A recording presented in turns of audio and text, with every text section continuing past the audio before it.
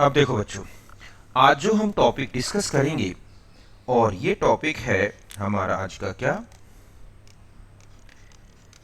Elevation in boiling point. समझ गए बच्चों? आज जो हम टॉपिक डिस्कस करेंगे ये है elevation in boiling point, delta TB. Okay, तो देखो बच्चों, ये भी एक कॉलिगेटिव प्रॉपर्टी है। अब ये किस तरह से जो सॉल्यूट है उसके मास से, उसके मोल से, उसके पार्टिकल से किस तरह रिलेटेड है, ये कंप्लीट आज यहाँ पर हम डिस्कस करेंगे। तो सबसे पहले तो हम ये देखते हैं कि बॉइलिंग पॉइंट होता क्या है बच्चों, ठीक है, और फिर ये बॉइलिंग पॉइंट एलिवेशन क्या है। तो देखो, बॉइलिंग पॉइंट आप जानते हैं कि किसी भी सब्सटेंस का, किसी भी लिक्विड का बॉइलिंग पॉइंट वो टेम्परेचर है जिस पर उस लिक्विड का वेपर प्रेशर किसके इक्वल हो जाता है बच्चों, एटमॉस्फेरिक प्रेशर मींस 1 atm हो जाता है। मींस हम इसे कह सकते हैं कि the temperature at which vapour pressure okay of liquid becomes equal to atmospheric pressure। समझ गए बच्चों कि एक ऐसा टेम्परेचर जहां पर किसी लिक्विड का जो वेपर प्रेशर है वो किसके इक्वल हो जाता है, एटमॉस्फेरिक प्रेशर मींस 1 atm। तो उसे हम बोलते हैं क्या, बॉइलिंग पॉइंट। अब ये ध्यान रखना है कि जो बॉइलिंग पॉइंट होता है बच्चों, किसी भी लिक्विड का बॉइलिंग पॉइंट वो वेपर प्रेशर से देखोगे आप किस तरह से रिलेटेड है। तो boiling point inversely proportional to the vapour pressure. किसी भी लिक्विड का वेपर प्रेशर अगर ज्यादा है तो उसका बॉइलिंग पॉइंट क्या होगा बच्चों, कम। तो अभी आपने देखा था कि अगर हम एक प्योर सॉल्वेंट देखें तो प्योर सॉल्वेंट का जो वेपर प्रेशर है, ठीक है, कि अगर हम यहां पर ये कहें कि जो वेपर प्रेशर होता है, vapour pressure of pure solvent, वो ज्यादा होता है vapour pressure of solution containing non volatile solute होता है। मीन्स ये जो हमारे सिंबल से आपने लिया था कि इस तरह से कि vapour pressure of pure solvent greater than vapour pressure of solution. Then अगर हम बॉइलिंग पॉइंट की बात करें कि boiling point of solvent less than boiling point of solution. समझ गए बच्चों कि ये जो बॉइलिंग पॉइंट है इस रिलेशन के बेस पे कि जो बॉइलिंग पॉइंट है वो वेपर प्रेशर के इनवर्सली प्रोपोर्शनल दिख रहा है। Means vapour pressure of pure solvent ज्यादा होता है, सॉल्यूशन का कम होता है। तो ऐसे में अगर हम बॉइलिंग पॉइंट को कंपेयर करें तो जो सॉल्वेंट है उसका जो बॉइलिंग पॉइंट है वो सॉल्यूशन के बॉइलिंग पॉइंट से क्या होगा बच्चों, कम। तो ये क्या है, बॉइलिंग पॉइंट ऑफ सॉल्यूशन, ठीक है। और ये कौन क्या है बच्चों, ये boiling point of solvent. Okay, अब यहां पर जो एक डिफरेंस दिखाई दे रहा है, अगर हम इसे ग्राफ से समझें इस तरह से कि यहां पर हम वेपर प्रेशर लें और हम ये देखें कि ये जो एक्सिस है यहां पर सपोज एटीएम प्रेशर है और यहां पर हम टेम्परेचर लेके एक ग्राफ देखें तो इस तरह से हमें एक ग्राफ दिखेगा। समझ गए ना? अगर हम ये सॉल्वेंट के लिए ले लें ग्राफ तो ये किसका होगा बच्चों, सॉल्यूशन का। तो इस ग्राफ से देखो आपको सीधा पता चल रहा है कि अगर हम सॉल्वेंट के लिए और सॉल्यूशन के लिए कंपेयर करें तो ये होगा टी स्टैंडर्ड बी, तो ये होगा क्या बच्चों, टीबी। समझ रहे हो ना आप कि यहां पर ये वेपर प्रेशर किसका बढ़ता जा रहा है, सॉल्वेंट का। ऐसे ही सॉल्यूशन का बढ़ेगा, कब, जब आप टेम्परेचर बढ़ाओगे। लेकिन ध्यान से देखो आप कि जो सॉल्यूशन है उसका वेपर प्रेशर उसी टेम्परेचर पर सॉल्वेंट से कम रहेगा। इसका मतलब है कि जब हमें एक्स्ट्रा टेम्परेचर देना होगा देन सॉल्वेंट के रिस्पेक्ट में, तब जाके सॉल्यूशन का वेपर प्रेशर कितना होगा 180। तो ये जो आपको डिफरेंस दिख रहा है ये वाला, यही क्या है बच्चों, डेल्टा टीवी। मींस अगर हम ये कहें कि एलिवेशन इन, ठीक है, बॉइलिंग पॉइंट अगर हम देखें तो हम लिखेंगे क्या, delta TB equal to TB minus T nought B. समझ गए बच्चों, सॉल्यूशन के बॉइलिंग पॉइंट में से सॉल्वेंट के बॉइलिंग पॉइंट को माइनस करना है। मींस टीबी इक्वल टू हो जाएगा हमारे पास क्या, delta TB plus T nought B. इस तरह से अगर हमें सॉल्यूशन का बॉइलिंग पॉइंट कैलकुलेट करना है, समझ गए ना, तो पहले हमें एलिवेशन ऑफ, ठीक है, बॉइलिंग पॉइंट को कैलकुलेट करना होगा और फिर हम उसे सॉल्वेंट के बॉइलिंग पॉइंट पे ऐड करेंगे तो हमें सॉल्यूशन का बॉइलिंग पॉइंट मिल जाएगा। तो यहां तक क्लियर है। इस तरह से हमने देखा एलिवेशन इन बॉइलिंग पॉइंट। अब हम आ जाते हैं अकॉर्डिंग टू, ठीक है, कॉलिगेटिव प्रॉपर्टीज।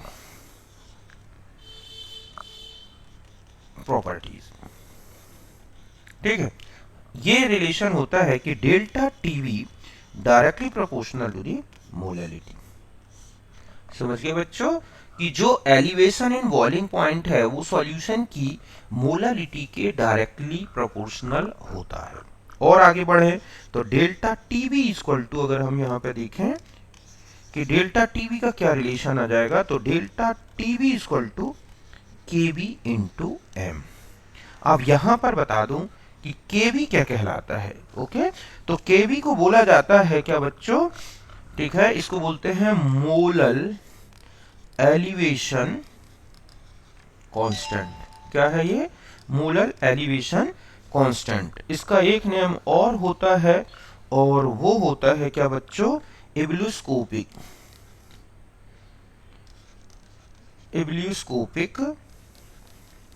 कांस्टेंट। ठीक है, अभी हम इसको अलग से डिफाइन करेंगे। और आगे देखो, और एम क्या है यहां पर, मोलैलिटी। क्या है बच्चों यहां पर एम, मोलैलिटी। तो ये तो है हमारे पास एलिवेशन इन बॉइलिंग पॉइंट को कैलकुलेट करने का रिलेशन। और आगे बढ़ जाए, अगर हम मोलैलिटी को और ले लें तो मोलैलिटी इक्वल टू क्या होगा, W B upon M B into 10⁻³ upon W A. यहां तो आप जानते हैं कि डब्ल्यू बी क्या है बच्चों, ये मास ऑफ सॉल्यूट। ठीक है, एम बी क्या होगा बच्चों, मॉलिक्यूलर मास ऑफ सॉल्यूट हो गया। डब्ल्यू ए क्या है, ये मास ऑफ सॉल्वेंट। ओके, तो यहां पर अगर हम यूज कर रहे हैं तो हमारे पास आ जाएगा delta TB equal to K B into W B upon M B into 10⁻³ upon W A. तो इस रिलेशन से हमें क्या कैलकुलेट करना होगा बच्चों, एलिवेशन इन बॉइलिंग पॉइंट। इस तरह से आपको अमाउंट ऑफ सोल्यूट बता दी जाएगी, अमाउंट ऑफ सॉल्वेंट बता दिया जाएगा, जो मास है सॉल्वेंट का ग्राम में वो सब दे दिया जाएगा। इससे डेल्टा टी भी निकालें और डेल्टा टी भी मालूम हो जाएगा तो फिर हम बॉइलिंग पॉइंट ऑफ सॉल्यूशन निकालेंगे। हमें अगर एम बी कैलकुलेट करना है तो एम बी इक्वल टू क्या लिख सकते हैं, K B upon delta T B into W B upon W A into 10⁻³। इससे हम क्या निकाल सकते हैं बच्चों, मोलर मास ऑफ सॉल्यूट। क्या निकाल सकते हैं, मॉलिक्यूलर मास ऑफ सॉल्यूट, जो मैंने यहां पे लिख रखा है। समझ गए ना। तो ये है हमारा रिलेशन जो कि जिससे हमें elevation in boiling point calculate करना है। अब देखो बच्चों, केवी पे डेफिनेशन आ जाती है जिसको आप बोलते हैं मोलल, ठीक है, एलिवेशन कांस्टेंट। समझ गए ना। हम इसको डिफाइन करें कि मोलल एलिवेशन जो कांस्टेंट है ये क्या होता है। तो यहां से देखो आप इस रिलेशन से ले सकते हो ना कि delta TB equal to K B into M. यहां ऐसे ले लो आप। m में अगर हम मोलालिटी को 1 मोल पर किलोग्राम ले लें तो देखो डेल्टा टीबी क्या हो जाएगा, डेल्टा टीबी इक्वल टू केबी। अब इसको डिफाइन कर दो आप इसी से कि एलिवेशन, ठीक है, elevation in boiling point of 1 molal solution, ठीक है। मीन्स इसका मतलब समझ रहे हो क्या है इसका, कि व्हेन 1 मोल ऑफ सॉल्यूट, समझ गए बच्चों, 1 mole of solute dissolved in 1 kilogram of solvent, then increase in boiling point of solvent is called केबी। समझ गए बच्चों कि इस तरह से अगर हम 1 किलोग्राम सॉल्वेंट लें और उसमें 1 मोल सोल्यूट डाल दें तो सॉल्वेंट के बॉइलिंग पॉइंट में जितना इंक्रीज होगा, जितना बॉइलिंग पॉइंट बढ़ जाएगा, समझ वही क्या है, उस सॉल्वेंट का केबी है। ध्यान रखें केबी जो है ये है स्पेसिफिक फॉर, ठीक है, solvent and not Altered according to nature or mass of solute। समझ गए बच्चों, सॉल्यूट किसी भी नेचर का हो, किसी भी मास का सॉल्यूट, कितना भी मास मिलाया दिया जाए, ध्यान रखें ये चेंज नहीं होगा केबी। ये एक पर्टिकुलर सॉल्वेंट के लिए। सॉल्वेंट की अगर हम इसकी यूनिट की बात करें कि यूनिट ऑफ केबी क्या होगी, तो देखो आप इसमें कि डेल्टा टीबी इक्वल टू क्या था बच्चों, केबी इंटू एम। तो केबी इक्वल टू क्या हो जाएगा, डेल्टा टीबी अपॉन एम। अब डेल्टा टीबी एक टेम्परेचर की यूनिट है तो ये तो हो गई केल्विन और ये हो गई मोल किलोग्राम में, किसमें, मोल पर किलोग्राम में, तो ये हो जाएगा केल्विन किलोग्राम मोल इनवर्स। तो ये होगा बच्चों केबी की। समझ गए ना कि इस तरह से केबी को केल्विन किलोग्राम मोल इनवर्स में लिख सकते हैं, या अगर हम किलोग्राम हटा के ग्राम लेंगे तो हो जाएगा केल्विन 10⁻³ ग्राम मोल इनवर्स। ओके, तो यहां तक बात क्लियर है अच्छी तरह से। तो यहां तक था हमारा यूनिट। अब आता है कि डिटर्मिनेशन ऑफ केबी। कई बार क्वेश्चन में केबी डायरेक्ट ना दे रखा हो लेकिन उससे रिलेटेड कुछ पॉइंट्स दे रखे होते हैं जिनसे केबी को डिटरमाइन किया जाता है। तो केबी इक्वल टू होता है M A into R T standard B का square upon delta H B into 10⁻³। अब यहां देखो बच्चों, यहां क्या है, एम ए ये कहलाएगा मोलर मास, ठीक है, मोलर मास ऑफ सॉल्वेंट। क्या है ये, molar mass of solvent. Delta H B इसको बोलते हैं एंथैल्पी, एंथैल्पी ऑफ वेपोराइजेशन। क्या है ये, enthalpy of vaporisation. T standard B ये कहलाएगा बच्चों बॉइलिंग पॉइंट, ठीक है, पॉइंट ऑफ सॉल्वेंट, जो किसमें होना चाहिए, केल्विन में। ओके, तो इस तरह से केबी का रिलेशन बनता है। और आगे बढ़ा सकते हैं, KB equal to R into T standard B का square upon delta H B, और यहां पर अगर हम मोलर मास ले लें तो 10⁻³। अब delta H B upon M A equal to ये है, इसको बोलते हैं latent heat of vaporisation. Means ये कहलाती है vaporisation heat of 1 gram of substance. समझ गए ना। तो इसको अगर हम ऐसा ले लें तो हो जाएगा KB equal to R into T standard B का square upon latent heat into 10⁻³। तो इस तरह से लेटेंट हीट पर ग्राम के लिए हो गई है, ठीक है। और अगर हम आगे बढ़ा दें कि लेटेंट हीट अगर हम ये कर दें कि यहाँ पर जो है R की वैल्यू कैलोरी में ले लें, ठीक है, जो कितनी होती है 2 कैलोरी, तो KB इक्वल टू हो जाएगा 2 into 10⁻³ upon LV, sorry 2 into, यहाँ पर और आगे बढ़ा सकते हैं हम इसको, तो ये हो जाएगा 2 इंटू T स्टैंडर्ड B का square upon latent heat into 10⁻³, या हम इसको लिख सकते हैं KB इक्वल टू, ठीक है, 0.002 इंटू T स्टैंडर्ड B का स्क्वायर अपॉन लेटेंट हीट। ध्यान रखें फिर यहाँ पर लेटेंट हीट कैलोरी पर ग्राम में होनी चाहिए, तब ये रिलेशन यूज कर सकते हैं इस तरह से। एक रिलेशन और होता है ना कि delta S vaporisation equal to delta H vaporisation और टी बॉइलिंग, ठीक है, टी स्टैंडर्ड बॉइलिंग। तो हम ऐसा भी लिख सकते हैं ना बच्चों कि KB equal to R M A T standard B का square upon T standard B delta S B into 10⁻³, या यहाँ हो जाएगा R M A T standard B upon delta S B into 10⁻³। तो एक रिलेशन हमारा एंट्रोपी के base पे बन सकता है, जहां डेल्टा एस बी कहलाती है मोलर वेपोराइजेशन, ठीक है, एंट्रोपी। तो इससे हम एक वेपोराइजेशन ऑफ एंट्रोपी से भी रिलेशन बता सकते हैं। यहां तक बात समझ में आ गई? तो ये है केबी के रिलेशन। इस तरह से आप केबी को सॉल्व कर सकते हैं।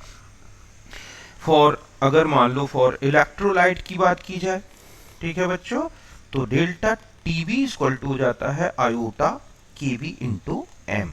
मैंने आयोटा आपको बता ही दिया है, अगर डिसोसिएशन होगा, ठीक है, तो आयोटा जब आप कैलकुलेट करते हैं तो 1 plus N minus 1 into alpha, वही है अल्फा। यहाँ पर क्या है बच्चों, डिसोसिएशन ऑर्डर ऑफ, ठीक है, डिग्री है, सॉरी इसको बोलते हैं क्या, ये हो जाएगा डिग्री ऑफ डिसोसिएशन। ये तो आप जानते हैं। इस फॉर्मूले से आप डिसोसिएशन के बेस पर क्या कैलकुलेट करेंगे, डेल्टा टीबी। बाकी सब वही है। अब अगर आप और भी देखें, ठीक है, कि डेल्टा टीबी, तो यहां पर ध्यान रखना है कि जो टीबी होता है directly proportional to the delta TB.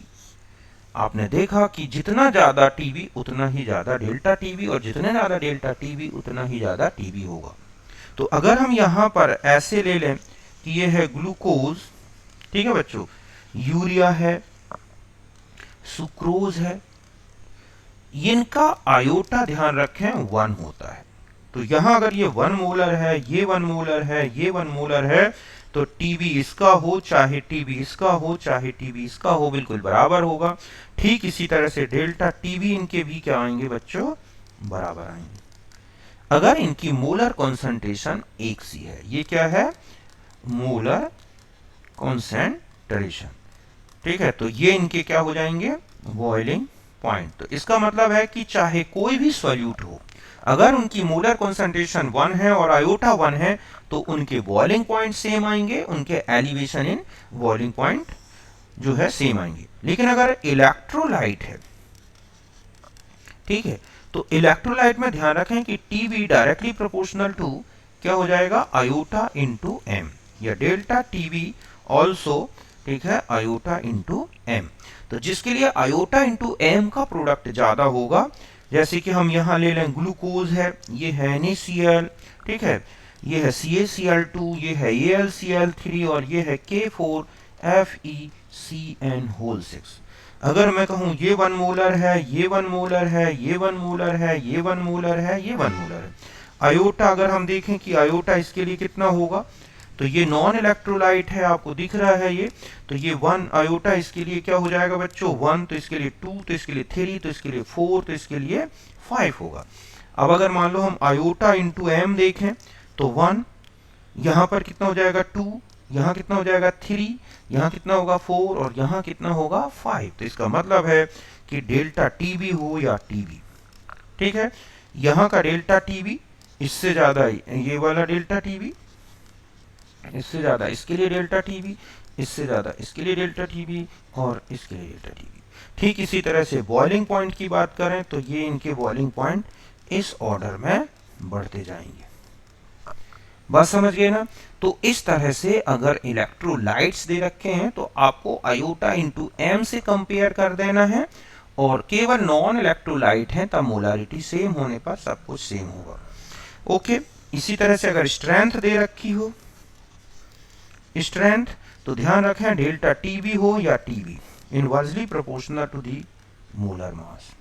ठीक है, जैसे मैं कहूं कि ये है यूरिया, ओके, ये है ग्लूकोज और ये क्या है बच्चों, सुक्रोज।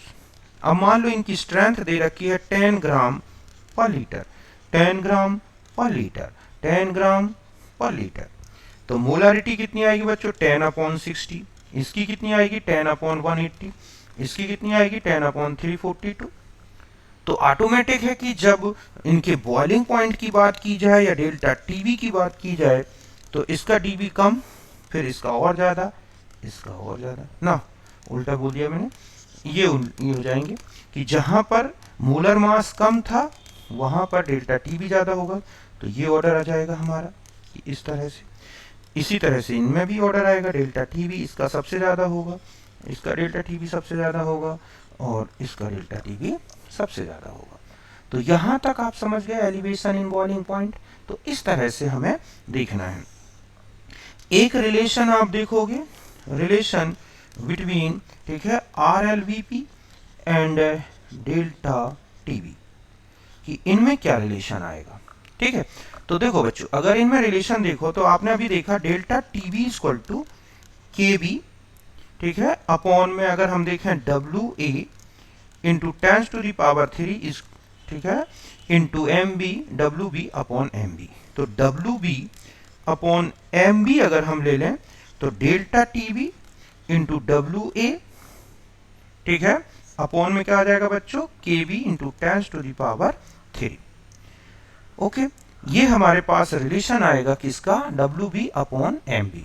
फिर से देखो, सही लिखा है मैंने कि यहाँ पे हो जाएगा, ये हो गया, तो हमारे पास ये आ गया। अब देखो, अब रिलेशन आप जानते हैं कि delta P upon P0A equal to WB upon MB into MA upon में क्या होता है, WA। तो सोचो आप कि ये वैल्यू अगर आप इसकी जगह पर WA उठा के और ये वैल्यू रख दें तो हमारे पास हो जाएगा delta P upon P0A equal to, तो यहां पर जहां ये है तो ये हो जाएगा delta TV, okay, into WA upon में KB into 10⁻³ into MA upon में क्या हो जाएगा बच्चों, WA। तो WA से ये हटा दो, तो डेल्टा ये हो जाएगा आपका P upon P0A equal to delta TB into MA upon KB into 10⁻³। समझ गए ना? तो ये WB अपॉन MB का एक रिलेशन दोनों में हो गया, रिलेशन होता है। यहां तक क्लियर है बिल्कुल? ओके।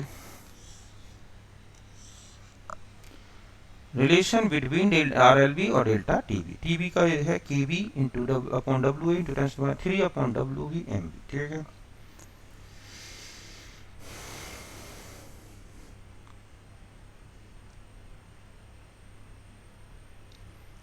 अब देखो यहां तक तो होगा। मैं एक दो क्वेश्चंस बता देता हूं, ठीक है, कि आपको एक क्वेश्चन बताते हैं जो इससे की रिलेटेड है।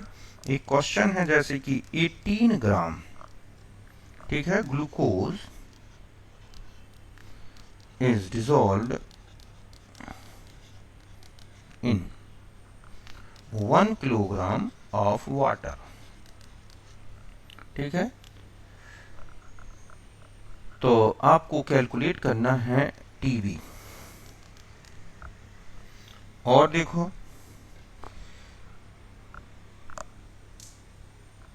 केबी मैंने आपको दे दिया, केबी है 0.52। समझ गए बच्चों कि 18 gram glucose dissolve in 1 kilogram water, TB क्या होगा, केबी ये है। तो आप बस तुरंत लगाएंगे डेल्टा टीबी इक्वल टू ठीक है, W B upon M B into 10⁻³ upon W A into क्या हो जाएगा बच्चों यहाँ पर के बी, ये हो गया ना। तो डब्ल्यू बी आपको दे रखा है 18 ग्राम, ये ले लिया। मोलर मास ग्लूकोज का कितना हो गया 180 इंटू 10⁻³ अपॉन 10⁻³ इंटू 0.52। तो डेल्टा टीवी आ जाएगा, ये हटा दो, ये आ जाएगा आपका, ठीक है, 0.52 अपॉन 10 मीन्स 0.052। कितना आ गया 0.052 केल्विन। तो बस टीवी इक्वल टू क्या हो जाएगा T standard B plus delta TB. तो ये था आपके पास 100 डिग्री सेंटीग्रेड और प्लस 0.052 मीन्स 100.052 डिग्री सेंटीग्रेड या 373.052 केल्विन। समझ गया बच्चों, इस तरह से आपने ये क्वेश्चन कैलकुलेट किया। ठीक इसी तरह से मान लो आपको टी स्टैंडर्ड बी दे रखा है, कितना है 353.23 केल्विन, ठीक है, और टी बी भी दे रखा है, ये है 354.11 केल्विन। डब्ल्यू बी आपको दे रखा है 1.8 ग्राम और डब्ल्यू ए दे रखा है 90 ग्राम।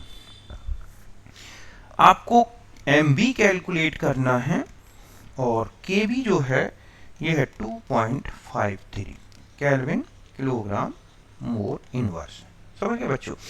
तो बस अब आप यहाँ क्या फॉर्मूला लगाओगे, delta M B equal to K B upon delta T B into 10⁻³ into W B upon M B, sorry M B तो आपने ले लिया, और यहाँ पर आ जाएगा क्या डब्ल्यू ए।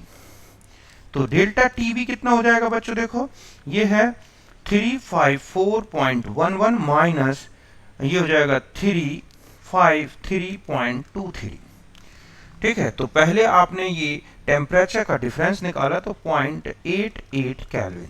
तो यहाँ हम एम बी इक्वल टू, तो ये कितना है के बी, देखो आपको के बी आपको दिया गया है क्वेश्चन में, तो आपने रखा 2.53 अपॉन 0.88 इंटू 10⁻³ डब्ल्यू बी, तो ये है 1.8 डब्ल्यू ए अपॉन में 90। ठीक है, तो इस तरह से वैल्यू पुट अप कर दिया आपने सारी सब कुछ। तो ये जो आया एम बी ये आ रहा है कितना 58 ग्राम ओके पर मोल में। तो इस तरह के क्वेश्चंस आपको मिलेंगे और भी कई प्रकार के क्वेश्चंस हैं। मैंने जितने आपको रिलेशंस बता दिए, रिलेशन से रिलेटेड बहुत सारे क्वेश्चन हैं जिन्हें आपको अच्छी तरह से सॉल्व करना है। बस आपको एक रिलेशन अच्छे से याद रखना है। समझ गए बच्चों। तो ये था हमारा एलिवेशन इन बॉइलिंग पॉइंट। सबसे पहले बॉइलिंग पॉइंट बताया कि वो टेम्परेचर है जहां पर किसी भी लिक्विड का वेपर प्रेशर 180 m हो जाए। बॉइलिंग पॉइंट वेपर प्रेशर के इनवर्सली प्रोपोर्शनल है। प्योर वाटर सॉल्वेंट का जो होता है, प्योर सॉल्वेंट का वेपर प्रेशर ज़्यादा होता है। ऐसे में बॉइलिंग पॉइंट को कंपेयर करें तो सॉल्यूशन का बॉइलिंग पॉइंट सॉल्वेंट से ज़्यादा है। ग्राफ से भी पता चल रहा है कि सॉल्वेंट का वेपर प्रेशर 180 m कम टेम्परेचर मिल जाएगा, जबकि सॉल्यूशन का थोड़ा ज़्यादा टेम्परेचर मिलेगा। तो यही डिफरेंस है डेल्टा टीवी। टीबी हमें निकालना है सॉल्यूशन का, तो हम डेल्टा टीबी कैलकुलेट करके और उसमें सॉल्वेंट के बॉइलिंग पॉइंट को ऐड कर दें। अकॉर्डिंग टू कॉलिगेटिव प्रॉपर्टी यहाँ से याद रखना है एम बी ये रिलेशन होता है, आपने ये रखा है, इससे डेल्टा टीबी कैलकुलेट होगा, इससे M B. Molar elevation constant या इवोल्यूस्कोपिक कांस्टेंट कहलाता है बच्चों। इवोल्यूस्कोपिक कांस्टेंट इस तरह से delta TB equal to KB into M, M molarity ये कर दी तो ये है। तो elevation in boiling point of 1 molar solution, यही है डेल्टा टीबी। स्पेसिफिक होता है for solvent not altered according to nature और मास ऑफ सॉल्यूट। यूनिट ये है, आप इसकी देख सकते हैं, डिटर्मिनेशन इससे किया जाता है। ठीक है, जहां आर गैस कांस्टेंट है, एम मोलर मास है, डेल्टा एच बी। ठीक है, इसको और बढ़ा दें, लेटेंट हीट के स्टेप में ले लें तो ये इस तरह हो जाएगा। लेटेंट हीट अगर हम आर की वैल्यू कैलोरी में ले लें और लेटेंट हीट को अगर कैलोरी पर ग्राम में लेते हैं तब ये फॉर्मूला यूज होगा। एस बी ये होता है बॉइलिंग पॉइंट पर, तो अगर इसका यूज कर रहे हैं आप तो आपके पास बचेगा R M A T standard B upon delta S B into 10⁻3। Electrolyte है तो आयोटा का यूज करोगे। इस तरह से कई बार क्वेश्चन आ जाते हैं जहां पर आपको बॉइलिंग पॉइंट को कंपेयर करना है। ध्यान रखें बॉइलिंग पॉइंट और एलिवेशन बॉइलिंग पॉइंट एक दूसरे के डायरेक्टली प्रोपोर्शनल है। इलेक्ट्रोलाइट के लिए आयोटा इंटू एम का प्रोडक्ट देखें, उस बेस पर देखें। स्ट्रेंथ के बेस पे है तो जिसका मोलर मास कम उसके लिए डेल्टा टीबी हो या टीबी ज्यादा होगा।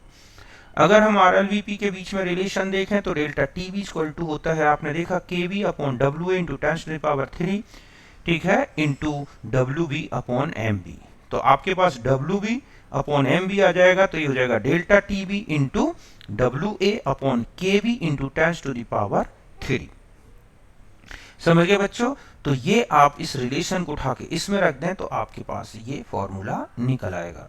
इस तरह से कुछ क्वेश्चंस मैंने आपको बता दिए, इनको आप करके देखें। ये था हमारा आज का एक नया topic, elevation in boiling point. Okay, फिर मिलते हैं नेक्स्ट वीडियो में जिसमें हम लेंगे डिप्रेशन इन फ्रीजिंग पॉइंट। ठीक है बच्चों, तो मिलते हैं नेक्स्ट में, तब तक के लिए बाय।